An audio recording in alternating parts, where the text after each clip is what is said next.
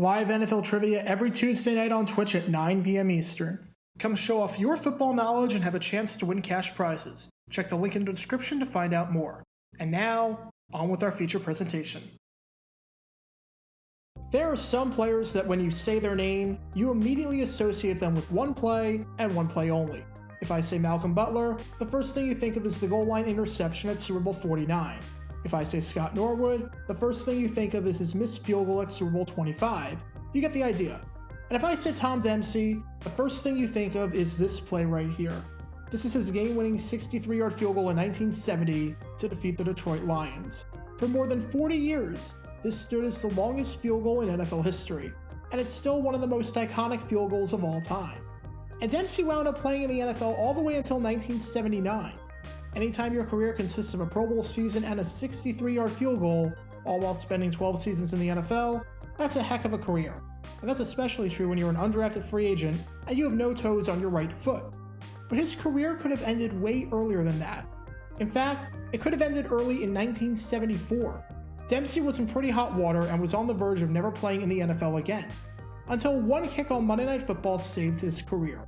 And this is the story behind that play.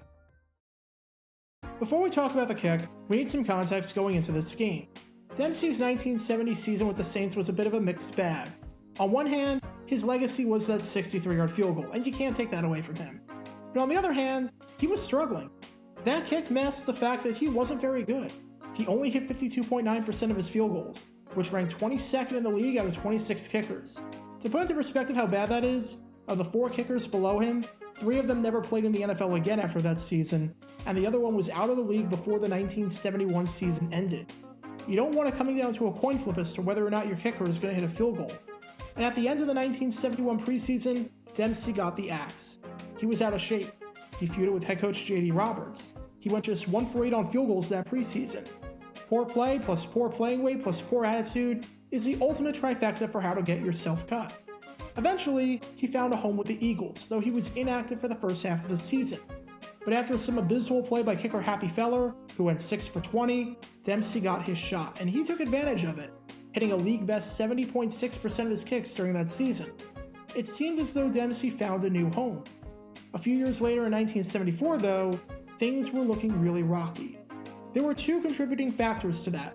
Number 1, he wasn't playing great. During the 1973 season, Dempsey only hit 60% of his kicks, and he hit less than 60% the year before. While not awful by any means by the standards back then, it was below the league average. It's not like these were long kicks hurting his average. When you're only hitting 57% of your kicks from between 20 to 29 yards, that's going to raise a few eyebrows. And this problem was especially noticeable during a Week 4 game against the Buffalo Bills. Philadelphia needed to win this one, as they were 0-2-1, and a loss would have all but ended their season after 4 weeks, since only 4 teams made the postseason in each conference back then. Trailing 27-26, Dempsey lined up for the game-winning 26-yard field goal with 3 seconds left. Incredibly makeable kick, but he missed it.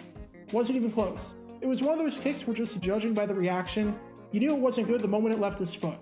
Especially since in 1974, the NFL changed the rules by moving the goalpost to the back of the end zone, Dempsey's awful short yardage percentage could not be ignored. But the second problem made tensions really rocky. Enter a little thing called the strike. Most NFL fans know about the 1982 strike and the 1987 strike, since games got canceled or played with scabs. But there was a pretty nasty strike in 1974 that didn't result in any games getting canceled, though we were awfully close to having that happen. I'm not going to dive too much into it, as there's way too much to cover for this video before going off topic, but just know that one of the men pushing for the strike was none other than Tom Dempsey. Dempsey was upset about the lack of free agency and the Rozelle rule, and was one of the players leading the charge. How involved was Dempsey? In 1974, the Eagles played at Veterans Stadium, and shared that stadium with the Phillies. After finishing up a series against the Montreal Expos, the Phillies were going to leave town to play a 4-game series at St. Louis. This gave the grounds crew time to change the field from baseball to football so that the Eagles could host the Falcons. Dempsey went onto the field at 2 a.m. to try and get the workers to stop doing their jobs with the conversion. Obviously, owner Leonard Toews was not happy about this at all. The two got into a pretty nasty feud, and it got so bad that Dempsey didn't even sign a contract at the start of the 1974 season. He was still on the team, but he was playing without a contract. And that takes us to this game, September 23rd, 1974. Week 2 on Monday Night Football for this NFC East rivalry between the Eagles and the Dallas Cowboys. Even though it's only week 2, especially under the playoff format back then, and the fact that the season was only 14 games, this is a must-win for Philly. In the 4 seasons since the merger, of the 32 teams to make the playoffs, none of them started 0-2. And this was an awfully low-scoring game, to the point where Philadelphia only had 5 first downs the entire game. But even despite the offensive woes of the Eagles, they were tied 7-all at the end of 3 quarters, thanks in part to Joe Lavender returning a fumble 96 yards for a touchdown. The teams exchanged field goals in the 4th, and with about 5 minutes left, we were all tied up at 10 apiece.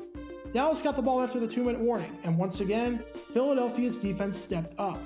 Roger Staubach threw a costly interception right into the hands of Randy Logan, which eventually set up this field goal attempt by Tom Dempsey with 25 seconds left. Make this kick from 45 yards out in the wind, and you won the game. Miss it, especially with everything that's happened with ownership, and you're likely gone. What happens next is the kick that saved Tom Dempsey's NFL career. Roll the tape. Bill Bradley does the holding. It'll be from 45 yards. Well, now Bradley moves back, make it 46. Close your eyes if you're for Dallas. That looks good. It is good. Dempsey does it again. Tom Dempsey does it again. They're mobbing him. You know, he saved this game in more ways than one. He stopped Dennis Morgan after he kicked off the last time, and Morgan would have gone all the way probably if Dempsey had not made the tackle. Doggone it, if anyone's going to kick a field goal, I'd like to see Tom Dempsey do it. Even though he beat us and he's beaten Dallas tonight, he's a terrific guy and a great competitor.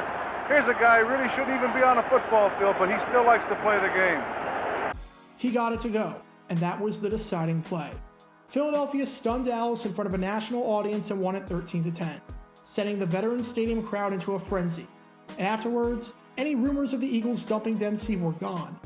Owner Leonard Toews interrupted the post-game press conferences in the locker room to shout Dempsey will sign a contract this week, proving that winning truly does heal all wounds. As for the kick, Dempsey said that he didn't feel any pressure, and that he knew the situation with the wind and just aimed for the left pole. Dempsey said anytime you don't like that type of situation, you don't belong in the NFL. It was a clutch kick, and would have easily been the clutchest kick of his career if it wasn't for that 63-yarder against the Lions. Dempsey signed a contract for the rest of the season, and played in the NFL all the way until 1979, though the 1974 season would be his last with the Eagles, as they traded him away in 1975 after wanting to get someone a bit more accurate from short-yarded situations. Tom Dempsey will forever be known for that one kick, but this one's a close second. You could even argue that this was the biggest kick of his career. There was no pressure on him with a 63-yarder. It's house money. Nobody's going to blame you if you miss. But this kick, knowing that you're likely getting the axe if you miss, and knowing that you're doing it in front of a nationally televised audience on Monday Night Football, back when that actually meant something, talk about a high-pressure situation and coming up in a big-time way. Be sure to like this video, ring the notification bell, and subscribe down below if you haven't already, as it helps the channel out a lot. And be sure to check out Twitch every Tuesday night at 9 p.m. Eastern for your chance to play NFL trivia and win cash prizes. Link in the description below. If you want to see videos like this condensed down to 60 seconds, then follow me on TikTok at JRGainer9 and subscribe to 60-second NFL history on YouTube. Also, special thanks to all of our Patreon supporters who help keep the channel. Your support is greatly appreciated. See how you can become a patron and request future video topics in the description below.